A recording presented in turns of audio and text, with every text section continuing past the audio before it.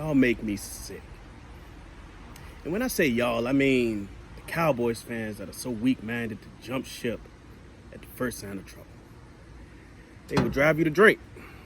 I tell you.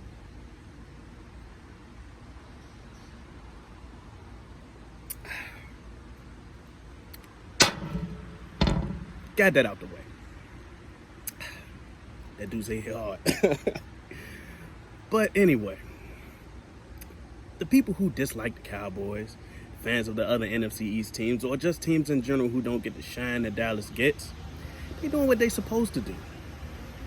I should say y'all. Y'all doing what y'all supposed to do. You take the first opportunity you can and kick a team while they're down. That's great. I've been doing the same thing. When we beat the Redskins, I loved it. I called the first Redskins fan that I knew, and I let them have it. But the people that are Cowboys fans and can say, oh, the season's over. Oh, we need to fire all of the coaches. Oh, we can't pay Dak. After one loss, you make me sick. You do. And that really makes me wonder how much faith you had in the team to begin with. It's crazy. And once the team jumps back after their single loss, because they are only 3-1, still winning the NFC East, still one of the best teams in the NFC. Once they jump back and win another game, people are going to try to pretend like they were never against the team in the first place. It's hilarious to me. Now, I'm not saying everything is great, like that loss to the Saints didn't mean anything. It was still plenty of things that went good, bad, and ugly in the game.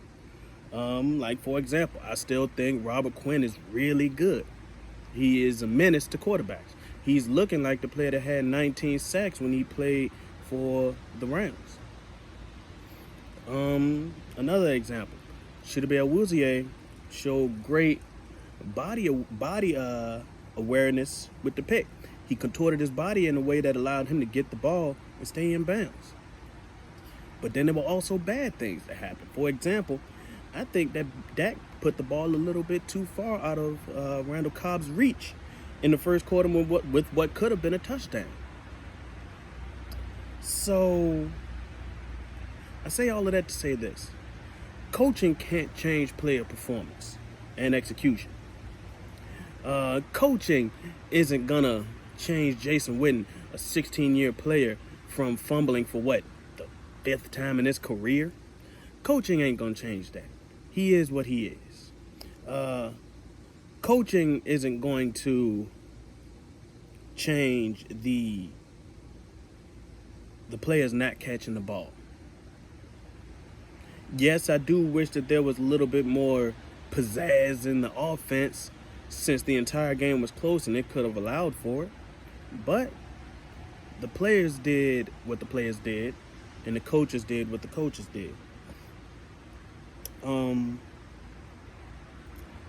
I think another thing that I really wish would have happened, but this is just me, I wish they would have did more two-back offense. That's just me. But anyway, I don't even think this video is about the Saints game. This video is about maintaining faith in your team and not jumping ship at the first sign of trouble.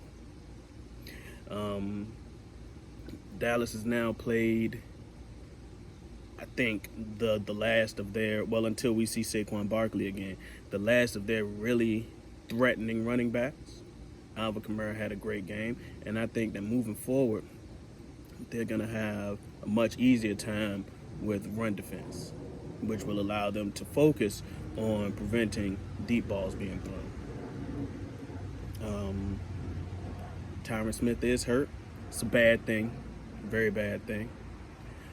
But I think that the team will prevail through that. There are plenty of guys that can come in and do some relief blocking.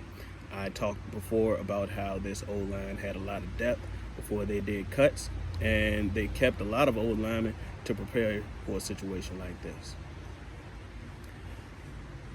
But just don't lose faith. It's one loss.